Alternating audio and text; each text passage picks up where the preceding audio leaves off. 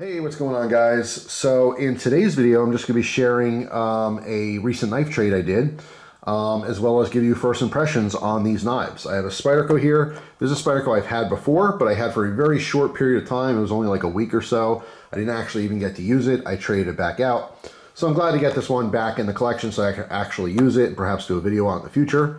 And then I have an Emerson model here that I kind of been looking after or wanting to get for a while. Emersons don't really pop up that often in trade offers. People who like Emersons are hardcore Emerson, fanatics and collectors, right?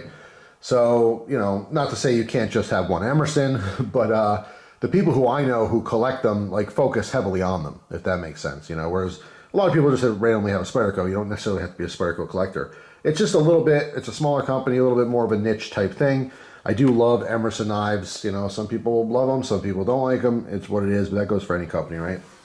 So the Spyderco knife is a Kapara, all right? So this one is C241 CFP. This one is a super cool knife. Like I said, I've had this before, but I didn't get to actually use it, and I want to use it. It's a really, really nice knife, all right? Carbon fiber handle scales on this guy. You see this one has like a maroon type back spacer here. All right, it is a compression lock on the side, which is super nice to use.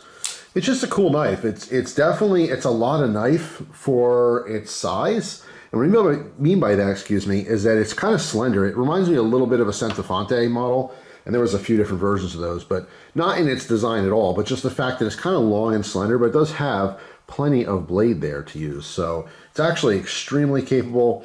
All right, and even though our nose dives down like this, we do have quite a bit of a point there, which might be a little deceptive because of the blade profile.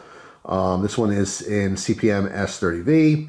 It's just a fantastic knife. The carbon fiber is nice and smooth, right? Wire clip on the back.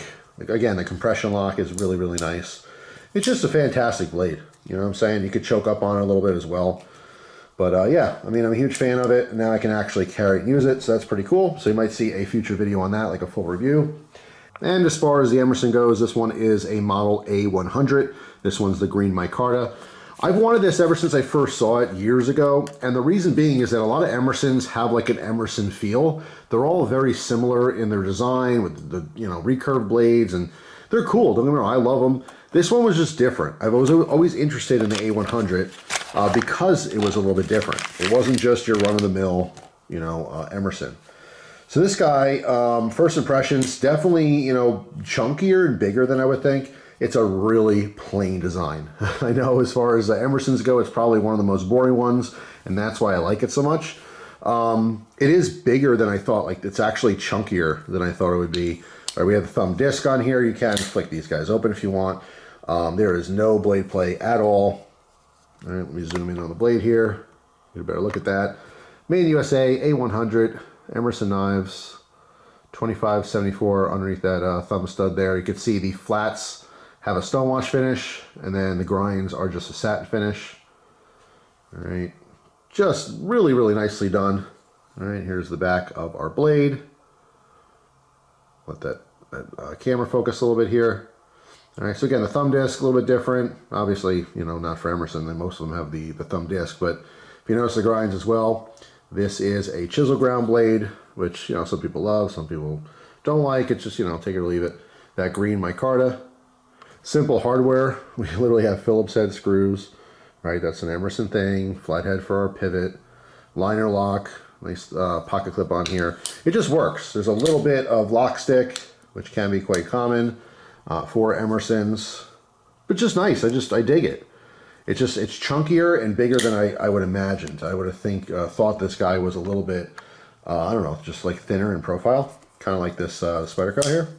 But anyway, two fantastic knives, two knives that are kind of boring to a lot of people. It's nothing extreme. It's not some crazy new design or new lock or anything, but they're two knives that actually function very, very well. And I'm going to find that out for sure after I start using them. And like I said, may or may not do individual videos on these in the future once I have more experience and some usage under my belt.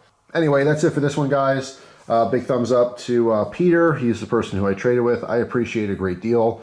He was actually really interested in my winter blade Factor, which I was not looking to trade at all. It's around Christmas time, bills are tight, I want to pay some stuff off. I originally you know, was going to sell it. I'm like, yeah, I don't really want to sell it. And then he offered the A-100 out of nowhere. And I'm just like, ooh, he had me on the hook. It was like fishing. You know, say, threw the line out there. And I'm just swimming along, not looking to do anything with my amazing magnetic knife. And he's like, yo, I got the A-100. And I'm like, oh, and you know, now it's in my lip. I'm wiggling back and forth. I'm jumping out of the water. I said, all right, well, maybe if you did the A-100 and some cash, I could pay off some bills. And he's like, yeah, I don't know. Cash is tight too. And I'm starting to get away. You know, he's let some line out and I'm running.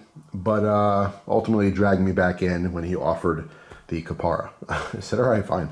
I absolutely loved the Factor, but for me, it's kind of just like out with the old, in with the new. It's super, super unique, and I did want to keep it in the collection, but that's how it works for me, guys. I've said this many times before, but if I want new fun toys, I got to get rid of my old toys. But it's all good. I know Peter's going to love the knife, so thank you very much. I appreciate the trade.